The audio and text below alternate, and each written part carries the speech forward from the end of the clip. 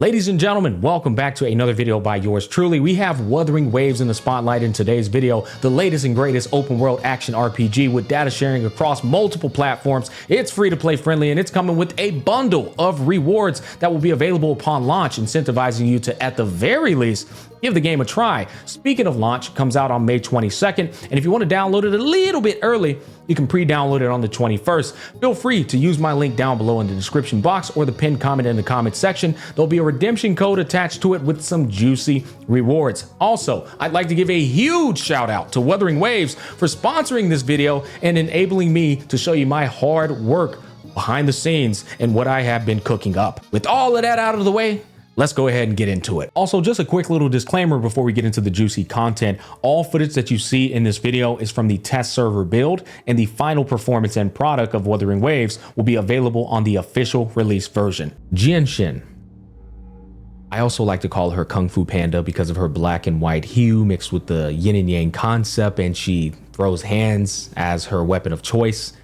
Yeah, I like to call her Kung Fu Panda, but Jianxin is, before we go any further, she's my favorite character in the game. I completely adore her aesthetic and her design. Whoever out there is responsible for this woman's design, God bless your soul. You truly have a gift amongst the gods here.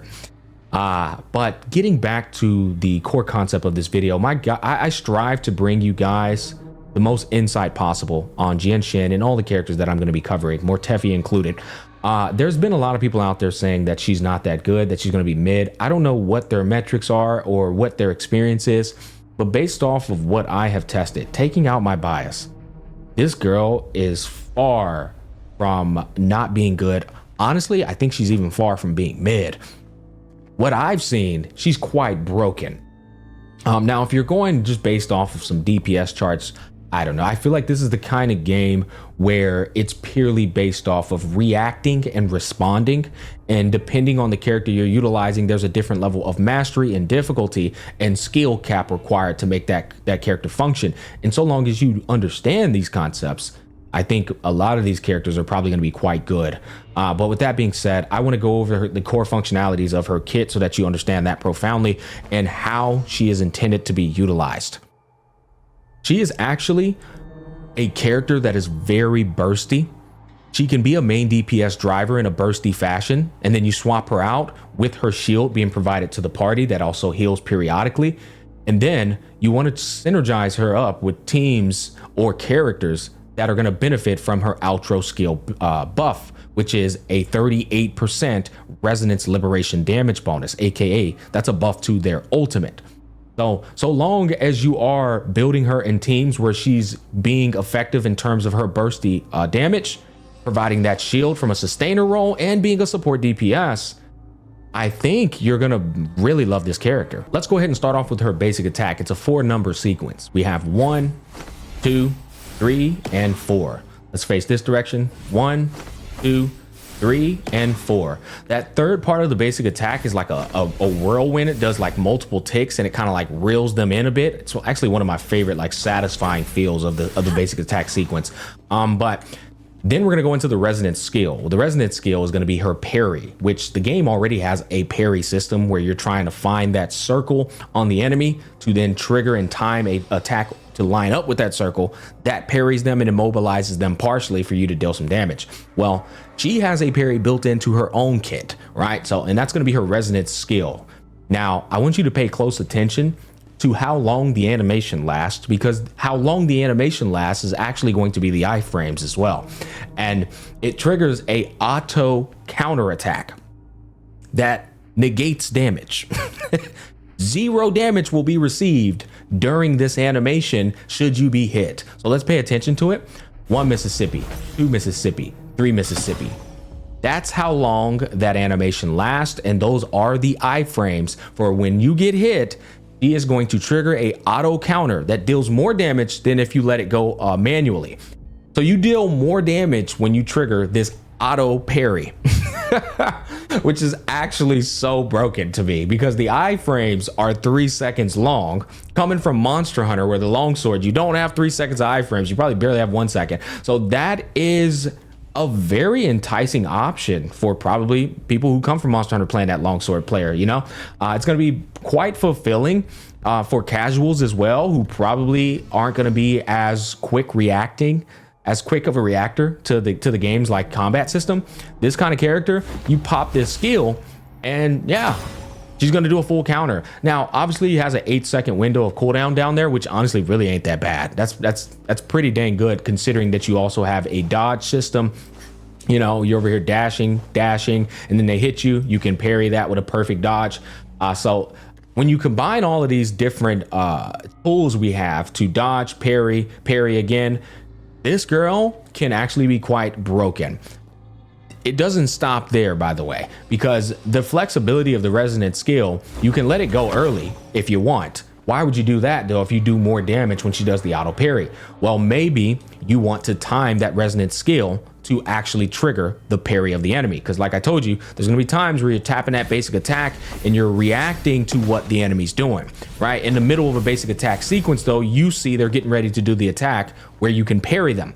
So you're gonna do that middle of the attack sequence, and then you're going to immediately go into this, and you might have to let it go a little bit early to trigger that parry perfectly, if that makes sense. Now, this next part, I'm going to need you guys to lock in, because this is actually going to be the most crucial, important, and paramount mechanic in Jianxin's kit, and it's going to pertain to the Forte gauge down here. This right here is called the Forte gauge. It is a mechanic that is very prevalent and intricate in Wuthering Waves for all the characters. And a lot of the characters' kits, in fact, all of the characters' kits are going to revolve around using this gauge effectively to maximize their performance. Jianxin's gauge has to be filled to the brim in order to be used at all. Some characters, like Verina, you can do a skill to fill up the gauge a little bit, and you can use it immediately, right, to do a little bit of the perk, right? So she has way more flexibility with her gauge. There's nuance to the gauge for different characters, but for Jianxin in particular, you have to fill the gauge all the way up to the brim in order for it to be utilized. Using her skill fills up the gauge, doing damage, counters, parry. There's a lot of different things that will fill up this gauge. Give me some time, because I want to fill up the gauge. But before I do, the gauge turns her heavy attack into the bread and butter of her damage. The gauge also is what creates the shields and periodically heals people. Everything about her kit that makes her a very powerful character revolves around using this gauge effectively. But this is what her heavy attack looks like when you don't have the gauge filled up. It's actually quite worthless. So you're never really going to use this heavy attack. I'll be completely honest with you. The only time you use the heavy attack is when the gauge is filled. Now let's fill the gauge up real quick. All right, now that we have our gauge filled up, we can go ahead and show you how it looks. But before we do, this to the left, in case you didn't know, is the concerto meter. This is what you're going to need to fill up when you're doing your intro and outro skills and chaining all kinds of sequences of combos and buffs as well. Yep, you're welcome. Anyways, this gauge, once it's filled to the brim, now you see these pop up. What are these? What are these little lines down here? These are the levels of a shield that she can provide, because if you stop casting this ability, you have to hold it down for it to be casted. If you stop casting it early, you're only going to get a level of shield based off the duration of the gauge that you stopped casting the shield. Ideally, you want to hold it down until it goes all the way to the bottom, because then you get the level 3 shield, which is the beefiest shield for your team, and it's going to last the longest, and so on and so forth. But the cool thing about this gauge that is also beneficial is, once you cast the heavy attack, when you're in the midst of casting the heavy attack, you have increased anti-interruption. Yep. So if the enemies are attacking you, she just eats them. She eats some Honey Nut Cheerios, all right? Chocolate chip peanut butter cookies, she munching on them. She does not move. Now, it says increased anti-interruption, which implies that there are some attacks in the game that probably will interrupt you out of this state. But anti-interruption in and of itself is very broken. Also, reduced damage by 50% while you're casting this heavy attack. And then, most importantly, it is the biggest damage dealing factor of her kit. All right, let's see what it looks like. It's actually my favorite. It's one of my favorite looking abilities in the game. Look at it. Ooh. Ooh. Oh man, I love how it looks, bro. Oh man, I never get tired of looking at that bad boy. But as you can see, we have our shield now. It periodically heals us. We can switch to other characters. The shield remains intact. It continues to periodically heal, and it lasts for about 30 seconds. This is what I was telling you why her kit is very complete, because not only can she shield and heal, she can deal damage, and she's very bursty. In fact, this circuit gauge and the thing you just saw me cast, which is her Forte effect, or Forte circuit, I'm sorry. We have the Forte gauge down here, and then we have the Forte circuit. That was her Forte circuit ability. That works in tandem with her ultimate as very high burst damage. It's considered a heavy attack, so she synergizes with Morteffi. Oh man, I can't wait to show you that combo. It's beautiful.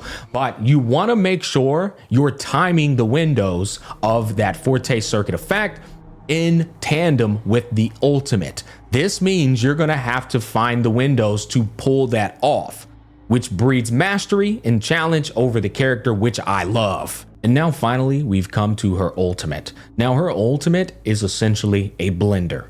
In fact, her whole kit is a blender when you talk about the damage she's capable of dishing out. This is a blender, her Forte circuit, and then her ultimate combined with the Forte circuit becomes an even bigger blender. And then when you combine that with Morteffi's ult, it becomes the ultimate blender. It's like a gravitational bomb at that point, or a black hole, so to speak. But let's go ahead and combine the two. We're gonna pop R with her ultimate. Beautiful animation. And then combining that with the Forte circuit, we're just going to go ahead and start casting that. This is that bursty window where you want to make sure the monster is like immobilized, or just that window of opportunity to pull it all off, because on top of that, you're going to then pop Morteffi's ult and make it all come together. Now that we've went over her whole entire kit, I want to put that combo together in a showcase so that you can see how she performs. All right, let's go ahead and see how we fare. Gonna go ahead and lock onto him first thing. Jump in the air. Avoid that attack. Pop this, then we'll pop ult. Dodge. Switch out to our girl. Parry. Good parry. Dodge. Is he gonna counter here? Good parry. We're already about to break his shield. Dodge. All right, let's go ahead and pop in for the combo. Scale into ult. Back into Jianxin. Pop ult. Into Forte circuit ability. And he couldn't even. Now, I swear, that guy's level 45. I'm level 40. Morteffi's level 40. We didn't even get to do. Well, I don't even think we got to do half of the blender. The guy just got completely decimated. So that was half of the blender. He got decimated. But we did the combo pretty relatively smooth. The only thing we forgot to do was use our echo. The monkey. If we would have landed the monkey, then we would have gotten, in fact, let me pull it up. We would have gotten another 12% increase in arrow damage, and our heavy attack would have gotten another 12% increase in heavy damage as well. So we did forget to pop the monkey echo skill. That was a flaw on my behalf, but it is a beautiful bursty combo if you time everything correctly. We used our concerto effect quite smoothly as well. We made sure to not only outro skill with Jianxin, but we intro skilled with our boy Morteffi back in to another outro skill, subbing back in the intro skill of Jianxin. It was basically outro, intro, intro, outro. Real smooth transition, popping the ults and making sure we used them. And we didn't even get to see the full effect of it. Now, I do want to move on to how I am building her. What I recommend building her for, and the team compositions and so on and so forth. I truly think she should be attached to the hip of a Morteffi. He is just an insane support for her because of the heavy attack damage bonus, and his ultimate synergizes with her heavy attack, which is crazy. But I strongly recommend he's to the hip of her. And then that third character, Verina, is probably going to be the best in slot third character in the game, because not only can she heal, she can deal damage without being on the field with her ultimate. She's a smooth transitioner. She's just a great all-around third option. But to be honest, as long as you have these two, the third option, you can put anybody else you want on the team. Verina preferably, but anybody else, you can do a dual DPS Jianxin if that's what you want to do. That's up to you. In terms of the build, she's level 40. She's rocking the Mercado. I like the energy regen because she does take a good amount of energy regen to get her resonance liberation meter up, which again, that's her ultimate. The passive is pretty nice. The concerto energy helps with getting up her outro and intro skill triggers. But I actually really like the battle pass option. The battle pass option scales with crit rate, and it's the only gauntlet from what I know that scales with crit rate as a substat. And obviously, if we had an additional whatever that is, I think it's like 20 to 25, might even be 30, I don't know, but an additional 20% crit rate bare minimum is massive, right? So I do like Mercado, but you can also use the battle pass option. And there's one other gauntlet that's pretty strong. Yeah, it's called the Gauntlet number 21D, and it says when dodging or dashing, the attack increases by 8%. The damage caused by the dodge counterattack increases by 50% and lasts for 8 seconds. So your dodge counterattacks become way stronger. When the dodge counterattack hits the target, it restores 5% health to the character and can be triggered 1 time every 6 seconds. So you become even more unkillable. It also scales with energy recharge, which helps with ult. So I like those options. There's another one called Hollow Mirage that scales off of attack percent and gives you attack and defense after casting Resonance Liberation. I'm not a big fan of that one, but the attack percent scaling is nice. Those are the options I recommend. In terms of the Echo build, if you're planning to make her a main DPS, obviously put the wind set with the wind character, right? Arrow damage increase, arrow damage increase. That's pretty much all you need to know. So you put the arrow damage set on her. My main stats are crit rate main stat, double arrow damage bonus right here. And then we got attack percent for the level 1 Echo. So we have one Overlord Calamity / Calamity class. We have 2 elites right here. They're 3 costs. You can see that right there. 3 cost points, 3 cost points, 4 cost points. And then we have 2 level 1s. With this build, she's incredibly strong. If you want to test around with like energy recharge as the main stat instead of additional arrow damage bonus and see how that goes with ult uptime, maybe it works. That's a possibility. There's also attack percent main stats. But as far as substats go, you want to go for heavy attack damage bonus, resonation liberation damage bonus because the ult blender, and crit damage and crit rate. That's what I recommend. But if you get skill damage bonus, that's nice too for the counter parry. Those are juicy. Now, if you're using her as a support DPS, I recommend running the other set, which is going to be right here, the Moonlit Cloud set. This is what my Morteffi is rocking. This set, as I told y'all, is probably the best supportive set in the game. Not only does it give you energy regen increase, but it says after using an outro skill, the attack of the next resonator is increased by 22.5% for 15 seconds. So this is a fantastic universal support set for all the support DPS out there. And that's what I would recommend for her if you're planning on using her as a support DPS, as opposed to being the main driver. Now, for this part on Jianxin, I actually left them all at level 1, which goes to show you she can get much stronger.